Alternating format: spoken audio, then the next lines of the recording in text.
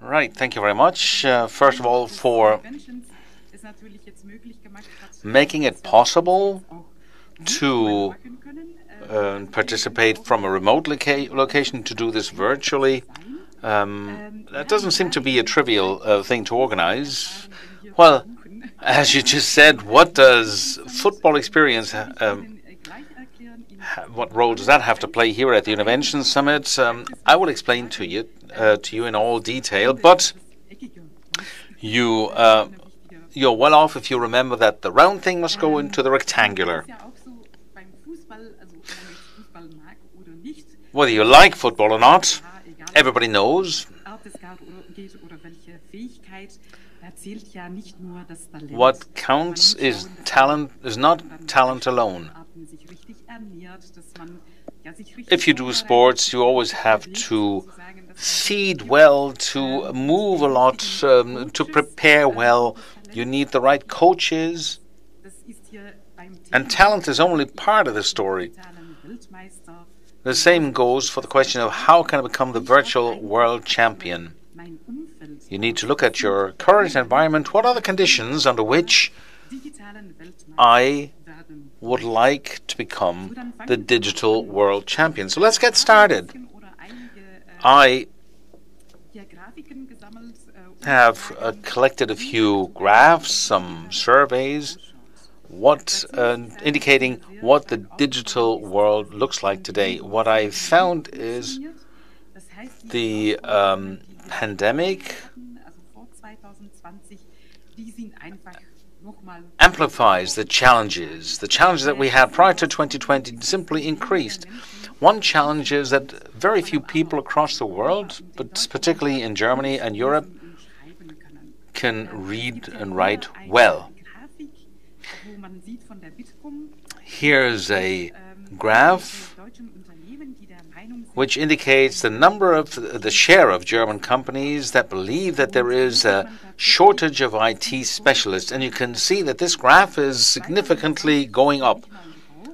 2020 has not even been included here, and in 2020, of course, it became even more acute, this problem. So it's difficult to find IT specialists.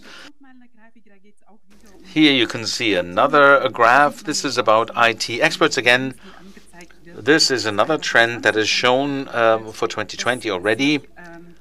It is expected, this is about the number of openings for IT experts, and it is expected to have increased by 50% again in 2020. That's a huge leap, because apparently all companies suddenly seem to have realized that we need to digitize with a vengeance.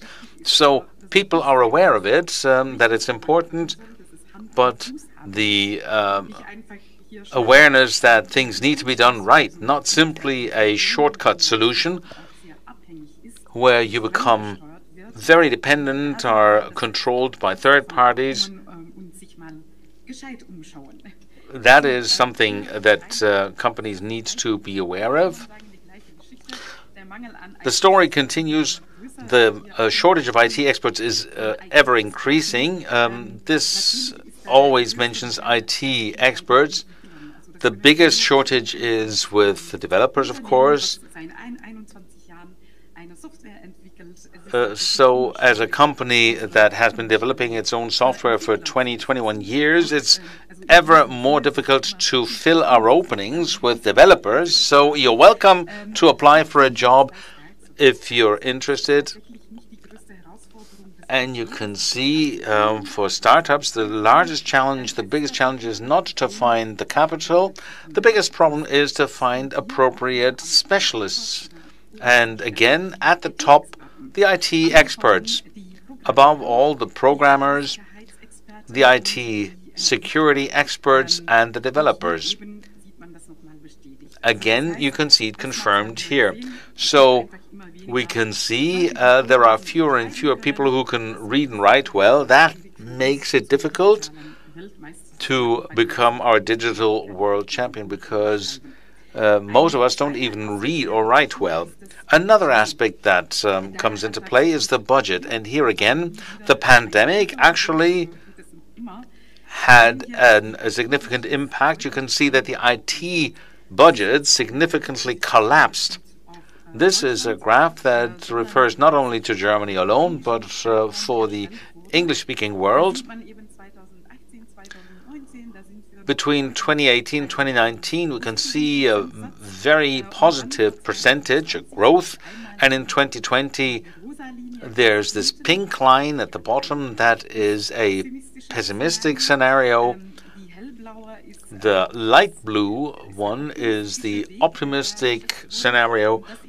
And in the center, we can see what actually happened. So it still means that in 2020, IT budgets have been were slashed. So for one thing, no developers or fewer developers, and then the companies that want to digitize, that they simply have a lower budget available, or maybe didn't want to take the risk last year. Maybe that continues into this year because economically the times are unsure. So you can see the baseline, the former baseline, the dotted line here. Normally you would have expected budgets for IT to remain above this line. So that is a very significant change. Now, if you take a look at this globally, we can see what the change is. Again, we can see a significant decrease in 2020. You can see the spread here for areas of IT. The first order is the overall IT budget development. Then you can see it's broken down for communication services, for so internet and telephone, etc., everything to do with that. Then IT services generally. Then the yellow bar indicates the budget for the hardware, how this is developed. Then in light blue, the enterprise software, and then in green we can see the data center budgets. We don't have to take a very detailed look here to recognize that everything collapsed in 2020. This graph was created in September of last year, so for 2021, this is an estimate, obviously, how it could develop, how it could pan out. How it actually will pan out. It looks quite optimistic here. What the situation will be, of course, would of course only be obvious at the end of 2021. And clear fact is that budgets have collapsed. Now the question arising is, how long will this last? And there was a survey among companies, and there are quite a few that was done in September 2020, quite a few that think that will maybe last for another 6 months or up to 6 months, but it's amazing, maybe worrying that about 8% believe that it will take more than 24 months. So you can see all this is not so rosy. So budgets have decreased, but of course there is a lot of pressure here. As I said, there were a lot of shortcut decisions, short-circuit decisions. For instance, schools suddenly introduced programs that servers couldn't handle, or where the servers couldn't handle the volume. In other areas, something had to be found quickly so people can go to the home office. But remote work doesn't necessarily mean meaningful digitization. That is often not the case. We heard about this earlier this morning, and I won't say anything else about it. You can contact me if you want in this context, but you can see here that in 2020, the need for digitization, or the plan to digitize their companies or individual processes, it increased significantly in 2020. You can clearly see it on the graph here that this was basically promoted by the pandemic, remote work and everything, all these buzzwords. increased. So we have fewer IT experts, particularly fewer developers, a smaller budget, a lot of need. But when it comes to implementing digitization, then oftentimes a software project is developed, either with the company itself or a software provider, a service provider, and then unfortunately, quite frequently, software projects fail.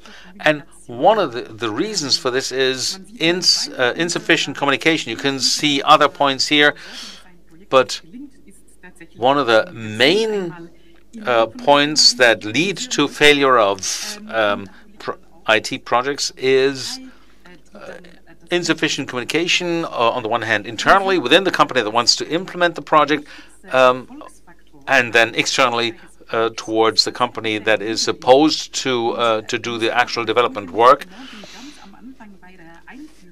And when we heard the introduction this morning, we heard that it's important that you are independent as a user. And on this graph, you can see that it's important to have independent user input so that users can decide what happens. So how can I become the digital world champion without football experience? Well, developers should do the development work.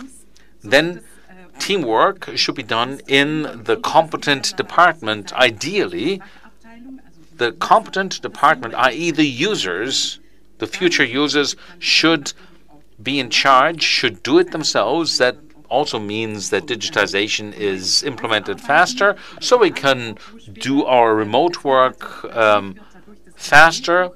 You'll also have a smaller budget, which is also in the interest of the companies that as we just saw. And last but not least, of course, the companies remain independent that way. Now, how can we do that in concrete terms, i.e. to get the round thing into the rectangular thing? So if the departments need to handle this, it needs to be easy to use. Then there mustn't be too many errors, and I'll explain to you how this can be achieved, because we won't do any development anymore for a company to digitize their processes. We don't want to have too many bugs. It is also something that needs to be capable to support the company into the future. So if I digitize my processes within a company, then it has to be independent of the software version that I'm using. So I have to be able to migrate to the most recent version of the software. It has to be flexible. So if we can do it ourselves, and if there are any modifications, and the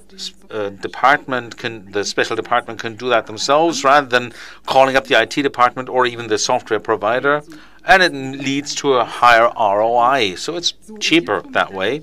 And that really takes me to the concrete aspect of how to implement this. Low code with the Agorem Core Workflow Editor. We do what is always described, that's discussed, this philosophy that is described. We offer concrete solutions with the Agorem Core Workflow Editor that we launched about a month ago. We have a solution now where you can digitize your processes with very little code. So we try to achieve no code or low code. This is something that has been around for at least 10 years, but now it is the tool that should be used so that companies become independent, and so that it is within budget, that you're not dependent on specialized specialists, that it can be done quickly. And of course, younger staff members are increasingly digital natives. So it's important to know that we have a generation here, or new generations, that are a bit more tech, a bit more tech affinity. You can see an example of an application for vacation, and you have a toolbox here where you have pre-configured nodes, and you can simply compile these nodes like from a toolbox, and I can determine what is to happen between these nodes. Do I want to check something in a different step, or do I want to wait for some input from somewhere else, etc., etc. This is an example of a somewhat more complex workflow, even though it's not very complex. So at the beginning, we have different documents that come in, for instance, incoming invoices, and then data is read out from these invoices, and they can then accounted for, and then there's releases with escalation, etc., depending on what total volume is printed on this invoice. And I think you'll have to zoom in a bit here now. We have an even more complex process. This is an ad hoc workflow. I'll zoom in a bit here. On the left side, you can see this toolbox that we have here. So we're providing a number of options already, which we are continuously extending, so that you can simply compile your own process. So all you need to see is that what you want to achieve. So you can see the various lines of the lines. They always go from the round, from the circle to the square, and that's all you need to know to handle this. We have been doing that in the back end, and in the front end, that's what it looks like for the classical end user. That's what it looks like. On the left-hand side, you have your task that you need to handle. In the center, you can have different options of what you need to do in this, in the context of this job, which these activities have been defined in the workflows. And on the right-hand side, you can see what the result is. So that's my presentation, very briefly describing this great tool that we've developed here. So if you have more interest, just visit our website, contact us. So this is our contribution to digital sovereignty.